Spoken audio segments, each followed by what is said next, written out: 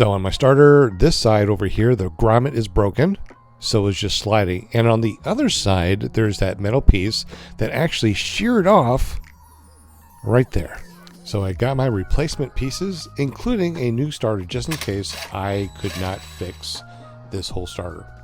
I took off the old starter, checked the flywheel, make sure it's okay, and look, the teeth are all ground down, probably because I tried to start it with those pieces that are broken. So here's my brand new starter.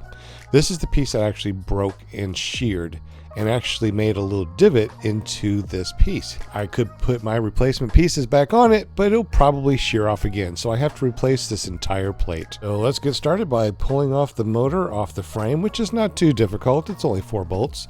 This is the new plate that I got. So I have to take off the flywheel. Unfortunately, you cannot use a socket wrench because there's nothing to grip it. So what we're going to do is we're going to use impact gun or even a hammer drill. So I'm using a 13mm, and after it breaks loose, I just take off the screw. Now after you take off the screw, there is another step. You have to use a puller. Now you can get the puller from Vidarazzi, or you can use just a regular motorcycle puller. Once you screw that in, all you have to do is tighten down the top bolt, and that pushes the flywheel up. And once it pops up, it comes loose like this. These flywheels are a little over $100, so make sure that you put them someplace safe, because now all we're going to be doing is taking off these 4 bolts.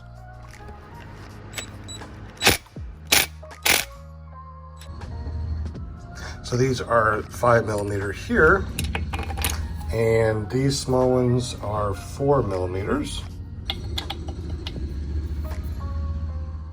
And now remove these 2 screws here.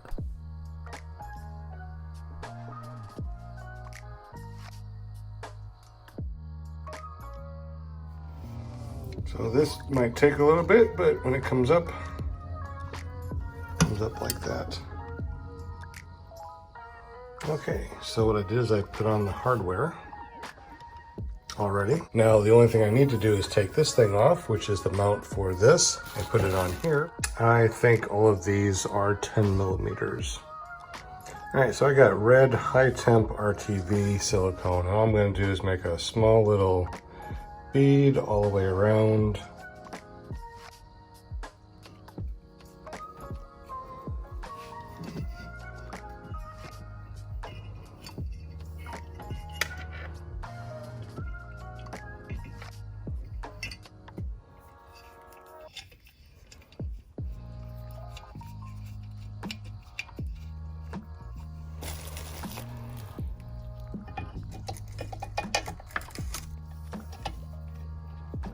So after an hour, tighten these down.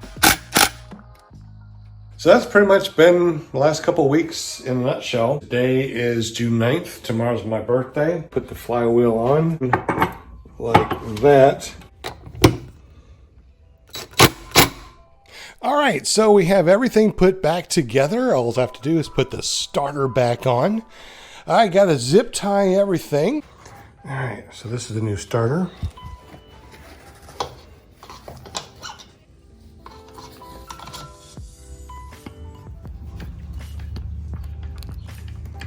So the pulley system will be connected like this, and I'm thinking somewhere on here. So I'm gonna have to figure out the right angle, size that I know that I will need because I tried it already. There are different types, different sizes rivets, and this will fit through perfectly. Place to put the pull start. So everything has been zip tied back together. I got the fuel line put together. I put zip tied all that stuff. Everything looks like it's good. I normally fly with a Helix 135, but I do have this Parajet E-prop that's 130, so I'd like to put this on and see how that works. All right, so I just riveted this thing back on here, and it looks like that's going to be the best place to put it. And now to the shout outs of all the people that has helped me get myself back into the sky. I had a birthday and I was given money by donations by Kevin Can Fly, Larry Parton. We had somebody that was anonymous, so thank you, anonymous, that has helped. My wife helped, my mother-in-law, my mother, my friend Brian from Oklahoma, and everyone else, my friends and family that has helped me put together a little bit of money for all these repairs. Now it's time to go up in the sky and do some flying.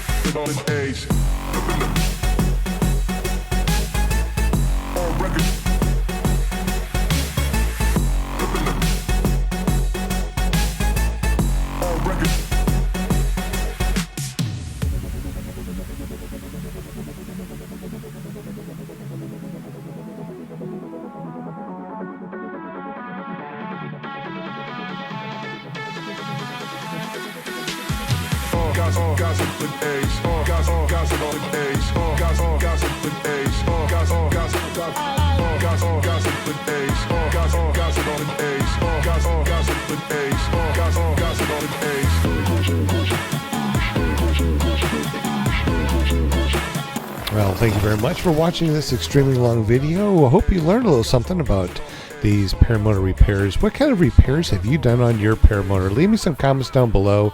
Check out my other videos. Subscribe if you haven't. And once again, thank you so much for watching. We'll see you on the next video.